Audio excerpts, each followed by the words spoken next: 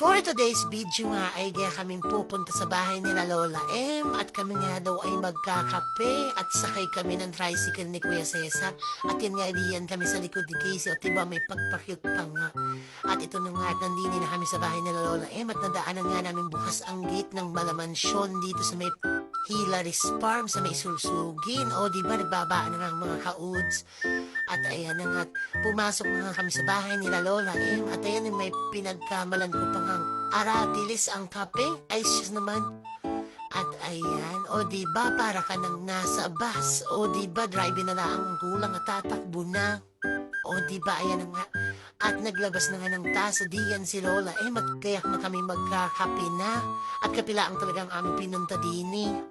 At ayan nga si Casey at talagang may panakaw pang ganyan. Una-una nang kumain ng tinapay at kami nga'y nagtimpla na ng kape. At ayan, talagang nga palang may birthday dini at ang may birthday ang anak ni Lola M. Ayan, nagluluto ng spaghetti at ayan na nga isinalang na nga ang pasta ni Lola M. O diba si Casey nagluluto ng sauce o diba may birthday yan nga talaga.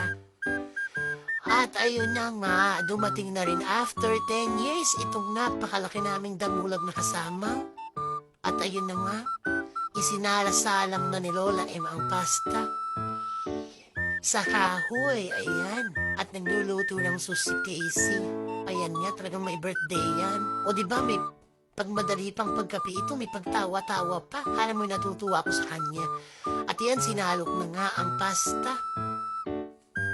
At kami nga din nagkukwentuhan at ang aming kasama din para lagi na lang pasanumbong daigdig at ayan nga tatawanan na nga sila Mami Arlene at ayan nga ang sabi namin ay huwag niya na masyadong sirisoy ng buhay at ayan nga ang sauce na spaghetti at kakain na nga kami at nilabas na nga ang planggana. Ayan mga kaus, tingnan ko lang kung di kayo magmual-mual yan sa dami ng spaghetti na iyan o tingnan mo nanghihingi pa ng pabalot itong si Ate Angie na una nang sumalok. At ayan na nga kami nag-start ng kumain diyan at napakasarap na spaghetti bagong luto. Iba talaga lagi may sponsor. O ayan na nga, kumuha na nga rin ako nagpalipin ng keso kay Lola M. O diba?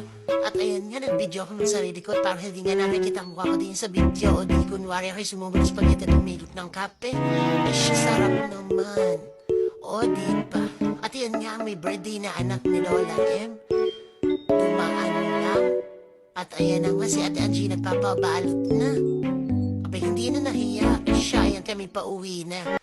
At gayak na kami magsusundo sa aming mga kabataan at labasan na nga.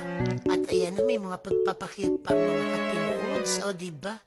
Kaway-kawa. At nakita nga namin si Lolo June at sumakay kami sa kanyang Super Perry. O diba? Para lang kami pabiyahing Masbate. O diba? Tuwan-tuwa. At ayan na nga. Kami nagbabaan na diyan at binidyohan ko ng mga kauds. O diba parang pansin ko tinulak pa ni Ate Arlen si Casey diyan at mukha pang mapapasunga bang muso. Tingnan mo. O diba? Tawanan pa yun. O yan na nga, hinihintay na namin ang aming mga kabataan. O diba parang mga pang Miss Universe ang